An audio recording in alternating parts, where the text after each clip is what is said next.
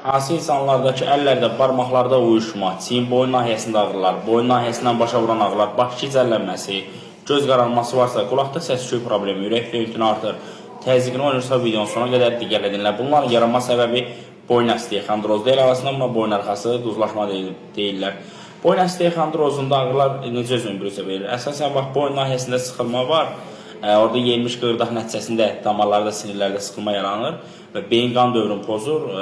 Başlayır artıq çiyində, boyunda ağrılar, başda gicəllənmə halları, baş ağrıları, təzyiqin oynaması.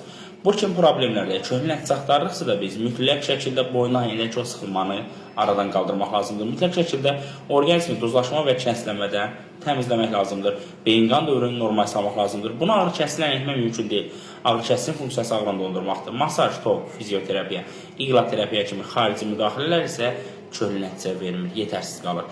Burada köhnə nəticə üçün mən sənə şək təbəti 3 bioloji qida əvəzini deyəcəm ki, hansı ki həm orqanizmi təmizləyəcək, həm boyun nahiyindəki sıxılmalardan qaldıracaq, həm beyin qan dövrünü normal salacaq. İstifadə ilə təmizləyici xitazan məhsulu orqanizmi təmizləyəcək, duzlaşma kəslənmədən. İyonlaşmış biokalsium istifadə ilə boyun nahiyində yeyilmiş qığırdağı bərpa edəcək ki, orada damarlarda, sinirlərdə sıxılma yaranmasın, 3 ay 5 ay sonra ağrılar sənə geri dönməsin. Bir də lesinli kalsium istifadə ilə beyin qan dövrünü normal sal. Dərman deyil, kimyəvi qatqısı yoxdur, aptekdə olmur, çatdırılması var, mərkəz 28, mayda yerləşir. Ətraflı məlumat üçün səhifədəki nömrə ilə əlaqə saxla.